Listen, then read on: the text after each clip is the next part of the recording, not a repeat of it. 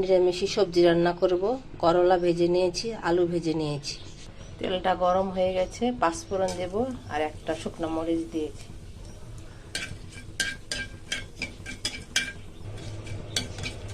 এবার দিয়ে দেব টমেটোগুলো,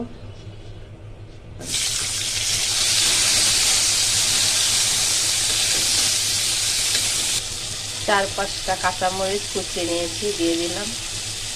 দিয়ে দেবো স্বাদ মতো লবণ,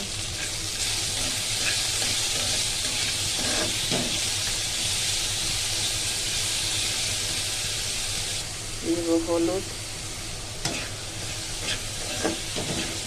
টমেটোটা একেবারে গলে যাবে তখন পর্যন্ত এটাকে রান্না করে নেব।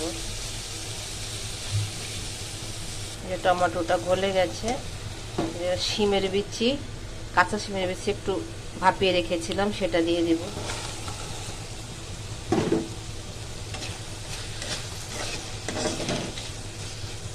দিয়ে দেব জিরা গুঁড়া, দিব ধনিয়া গুঁড়া, দেবো সামান্য কালারের জন্য একটু মরিচ।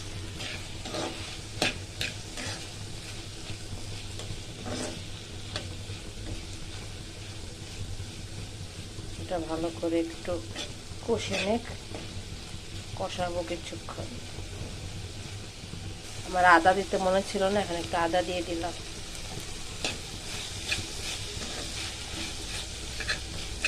তারপরে একটু কষিয়ে নিব ভালো করে।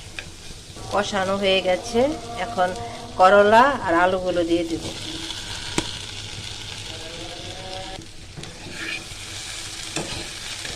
ভালো করে একটু নেড়ে চেড়ে আর একটু কষিয়ে নেব।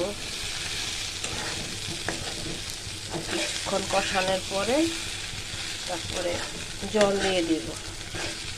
একটু কষিয়ে নিচ্ছি। কষানো হয়ে গেছে ভালো করে, সব কিছু অনেকটা সিদ্ধ হয়ে গেছে। এবার জলটা দিয়ে দেব।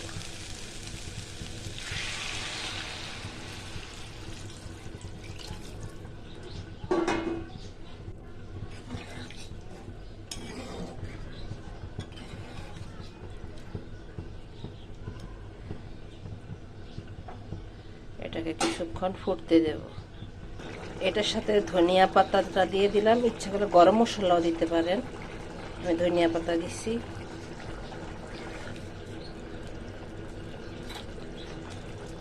রান্নাটা শেষ, এবার নামিয়ে নেব। গরম মশলাটাও দিয়ে দিলাম।